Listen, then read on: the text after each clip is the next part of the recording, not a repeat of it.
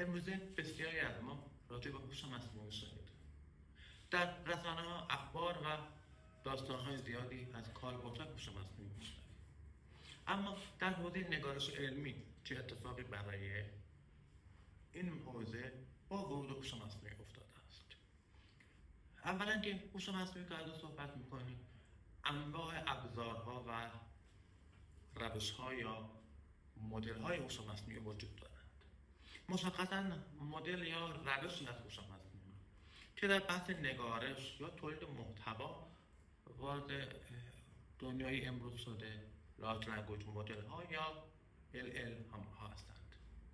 از همه ساده تر چت جی پی تی، جمینای، گروک و امثال هم. یک چت بات که ما با اون تعامل میکنیم و اون تولید محتوا میکنه. این محتوا میتونه متن باشه، تصویر باشه یا حتی ویدیو. اما در حوزه نگارش علمی داستان چیه؟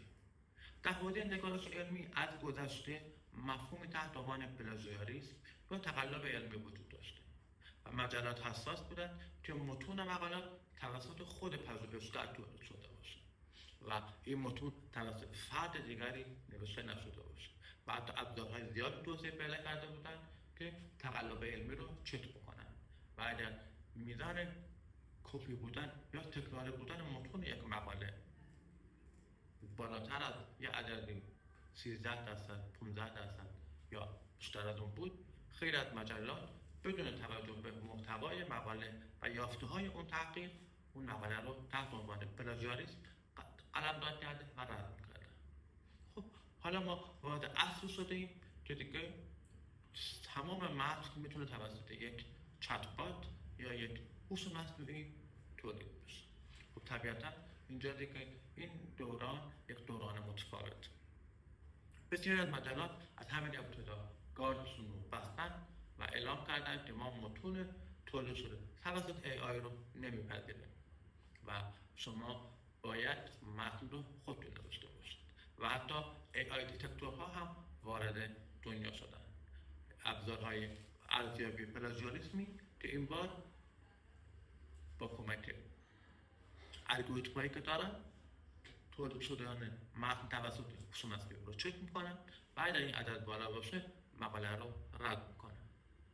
اما این داستان به سرعت در حال تغییره، چون بسیاری از مجلات میدونن که دیگه این پارادایم هوش مصنوعی به یک نرمال در دنیای امروز داره تبدیل میشه و حتی ما در این روزها روزنامه‌هایی رو داریم که کل اون روزنامه با AI تولید شده.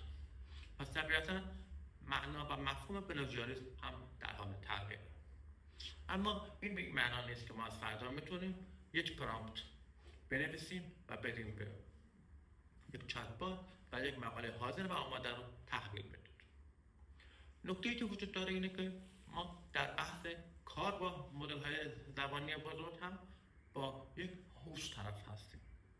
ما وقتی صحبت از اینتلیجنس میکنیم، اینتلیجنس یک سری ویژگی‌ها داره. از جمله ویژگی‌های بارز اینتلیجنس یا هر هوشی خطاست. از جمله ویژگی‌های هر اینتلیجنسی داده‌سازی، کپی‌کاری و تلاش برای ساده سازی و حتی گاهی استفاده از روش‌های مانند کلک زدن. همه اینها در هوش مصنوعی هم وجود داره. یعنی هوش مصنوعی وقتی داده‌های رو پیدا نکنه، وقتی تولید داده‌های مستلزم مصرف انرژی خیلی بالا باشه یا اینکه نتونه خوب ارتباط بین داده‌ها رو برقرار بکنه، ممکنه اصطلاحاً هذیان بده یا به عبارتی محتوای غلط تولید بکنه. خب طبیعتاً وقتی هوش مصنوعی در حال تولید محتوای غلط باشه، دیگه اینجا هر چیزی ممکنه اتفاق بیفته. ممکنه به یک مقاله رفرنس بده که اون مقاله وجود نداره. ممکنه نتایج ما رو به نحوی تفسیر بکنه که اون تفسیر واقعیت نداره.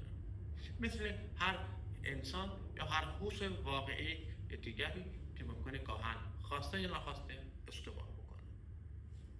علاوه اینکه هوش مصنوعی هم لیول ها یا مدل های مختلفی داره و طبیعتاً سطح یا میزان پختگی متن تولید شده توسط اون بسته به ورژن یا مدل اون متفاوت است و برخی از مدل ها ممکنه بلوغ یا توانایی کافی برای تولید محتواهای علمی سطح بالا رو نداشته باشند، یا به عبارتی هرچه سطح علمی محتوای درخواستی بالاتر میره، خطاهای اصول مطلوبی هم در اون مدل مشخص بیشتر باشه. پس طبیعتا نکته اول اینه که باید ما از آخرین مدل هر آخرین ورژن هر مدل زبانی استفاده بکنیم. نکته بعدی که وجود داره اینه که باید دقت بکنیم که اون مدل زبانی دارای بلوغ یا پختگی کافی برای تولید اون درجه از علم باشه که اینو که در راهنماهای همون مدل زبانی میشه پیدا کرد یا حتی از خودش میشه پرسید. نکته بعدی اینه که اصولا استفاده از مدل های زبانی تخصصی بهتر از مدل های زبانی عمومیه. مثلا در حوزه تحقیقات پرپلکسیتی بهتر از چت جی پی تی یا جیمینای و طبیعتا ورژن هم که باز مسئله مهم دیگری هست. حتما باید در زبان استفاده از هوش مصنوعی دقت بکنیم که اشتراک ما در حدی باشه که بتوانیم از اون مدل زبانی تمام متنمون رو دریافت بکنیم، چون اگر در حین کار اشتراک ما به اتمام برسه اتفاقی که میفته اینه که ورژن مدل زبانی تغییر میکنه و طبیعتا سطح یا لول محتوای تولید شده افت میکنه. شاید این توضیحاتی که من دارم میدم این تصور را شما ایجاد کرده باشه که خب پس ما میتونیم از هوش مصنوعی برای نگارش مقاله استفاده بکنیم. بله، ما با شرایطی میتونیم این کار رو بکنیم، اما اون شرایط چه هست در ادامه این ویدیو برای شما توضیح خواهم داد. اما نحوه تولید محتوا یا نگارش مقاله با هوش مصنوعی، اولا که اصولا در کار با هوش مصنوعی ما یک مفهومی داریم تحت عنوان پرامپت. پرامپت یک فرمانه که ما به چت بات میدیم که از اون میخوایم برای ما یک متن یا محتوایی رو تولید بکنه. طبیعتا نحوه نوشتن پرامپت ها بسیار مهمه. وقتی پرامپت دقیق‌تر و کاملتر نوشته شده باشه، پاسخی که دریافت میکنیم دقیق‌تر و کاملتر است.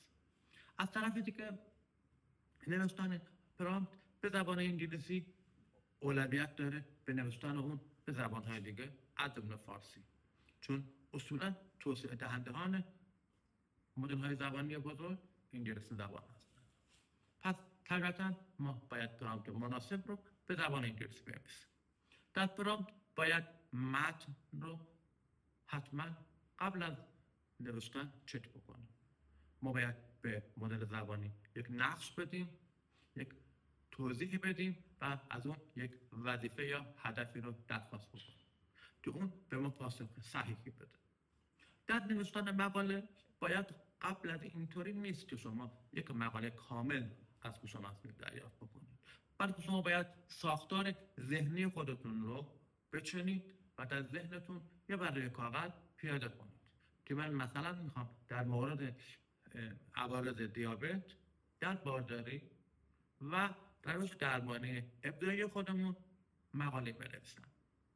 یک به صورت شماتیک برای کاغذ طرح مقالتون رو میکشید و بعد بر اساس اون طرحی که کشیدید پاراگراف ها رو مشخص میکنید و شروع میکنید به نوشتن پرامپت ها برای هوش مصنوعی. پس طبیعتا شما باید با ساختار یک مقاله آشنا باشید. شما باید با ساختار مقاله در روش تحقیق مد نظر خودتون آشنا باشید. یعنی به عنوان مثال بدونید که الان اگر میخواید مقاله راجع به یک کارآزمایی بالینی رو بنویسید، یک کارآزمایی بالینی چه بخش‌هایی در مقاله‌اش داره و هر بخش شامل چه قسمت‌هاییه. یک راه خوب که با این موضوع آشنا باشید استفاده از وبسایت اکوادور نتورک. در این وبسایت شما میتونید انواع شیوه‌نامه‌های نوشتن گزارش‌های تحقیقی رو در علوم پزشکی پیدا بکنید. و خب طبعا در ساحه علوم هم ابزارهای خاص خودشون وجود داره. اما نکته که هست اینه که بعد از اینکه شما اون طرح شماتیک رو کشیدید، باید پاراگراف شروع کنید به نوشتن پرامپت ها برای هوش مصنوعی. ممکنه با خودتون بگید که من اگر بخوام که دونه به دونه پاراگراف ها پرامپت نویسی بکنم که خب خودم مقاله رو می‌نویسم. بله همینطور. واقعیت هم همینه. نگارش مقاله با هوش مصنوعی اصلا به این معنی نیست که شما میتونید از اون بخواید مثلا اینتروداکشن مقاله رو برای شما کامل بنویسید. خیر، شما باید پاراگراف به پاراگراف پا به پای اون حرکت بکنید. فراموش نکنید هوش مصنوعی یا مدل‌های زبانی بزرگ حداقل در وضعیت کنونی که ما داریم با هم صحبت میکنیم یک ماشین اتوپایلوت یا خودران نیستند، بلکه یه ماشین سواری هستند که شما باید فرمان اون رو بگیرید و به جایی که میخواهید هدایتش بکنید. پس طبیعتا شما پاراگراف باید پرامپت بنویسید. اما نکته که داره اینه که طبیعتا متن از نظر گرامری و ادبی بسیار مناسب و روان نوشته میشه و ممکنه اگر شما خودتون بخواید متن بنویسید خب اون توانایی نگارشی رو نداشته باشید. البته باید یادتون باشه که حواستون باشه نگارش مقاله رو در یک جلسه انجام بدید، چون اگر از دیگه بخش مقاله رو مخصوصا سکشن ها رو در یک جلسه ننویسید، ممکنه در جلسه بعدی که با مدل زبانی کار کنید اون شروع کنه و از یک الگوریتم دیگه استفاده کنه و طبیعتا انشای مقاله متفاوت بشه. که البته اگر مموری چتباتتون فعال باشه میتونید همون مجموعه پرامپت قبلی رو فراخوانی کنید و بعد از چتبات بخواید که بر اساس همون الگوی قبلی ادامه بده نگارش رو.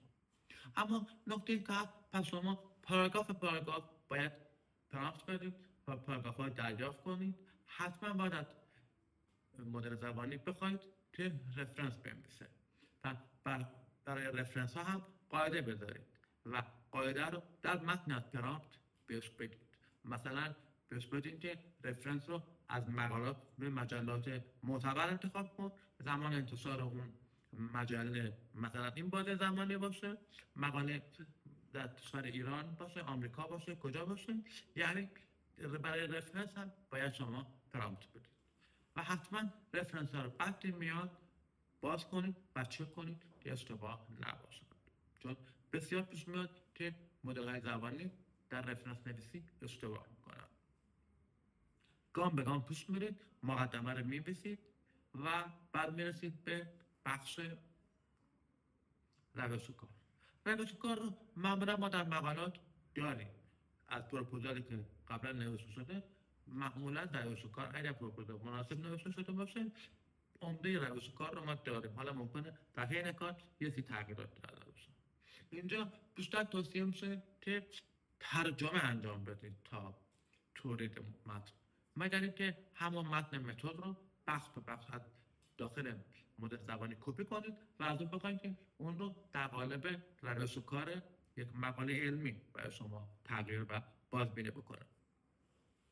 و خب طبیعتا همه این مراحل رو هم باید چک کنید و بعد مهمترین اصلا دشوارترین قسمت کار بخش نتایج هست. نتایج معمولا شامل محاسبات آماری هست. من خودم امتحان کردم و بخش‌هایی از کار آماری رو سعی کردم با مدل‌های زبانی انجام بدم. دقت جالبی داره. اما از اونجایی که ما در بحث مدل‌های زبانی بزرگ امکان خطا یا هذیان‌گویی یا اصطلاحاً خطاهای سیستماتیک هوش مصنوعی رو داریم، اگر از آمار اطلاعات مناسبی ندارید و نمیتونید دریافت‌ها یا پاسخ‌های هوش مصنوعی رو ارزیابی بکنید، بهتره از خیر انجام آنالیز آماری توسط هوش مصنوعی بگذارید و این کار رو به یک متخصص آمار واگذار کنید. ولی ممکنه هوش مصنوعی برای شما داده سازی بکنه، شما متوجه نباشید و نتایج مقالت رو کلا اشتباه تولید بکنید. اما میتونید اون خروجی‌های آمار رو دوباره از متخصص آمار که گرفتید یا خودتون داخل نرم افزار آماری آنالیز کردید به مدل زبانی بدید و از اون بخواید که برای اونها توضیحات بنویسه. البته باز هم تکرار میکنم باید اطلاعات مختصری از علم آمار داشته باشید که بتونه چک بکنه که اون چیزهای که اون تولید کرده دقیق و صحیح باشن. و بعد میرسیم به مفصل ترین قسمت مقاله که دیسکاشن باشه. خب طبیعتا در نوشتن دیسکاشن هوش مصنوعی خیلی میتونه کمک کنه، چون ما نیاز داریم یه بررسی جامع انجام بدیم و طبیعتا استفاده از ابزارهای مانند پرپلکسیتی بسیار توصیه میشه.